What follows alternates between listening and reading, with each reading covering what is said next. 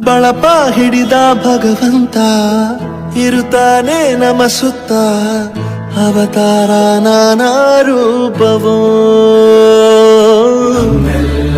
ಹಣೆ ಬರಹ ತಿದ್ದಿ ಬರೆಯಲು ಕತ್ತಲೆಯಿಂದ ಬಂತ ನಮ್ಮ ಕೈಯ ಹಿಡಿಯುತ್ತ ಕರೆದೊಯ್ದ ಬೆಳಕು ತೋರಲು ಭಯವಾಗಿ ಗದರೋದು ನಮ್ಮ ಬೆಳೆಸಲು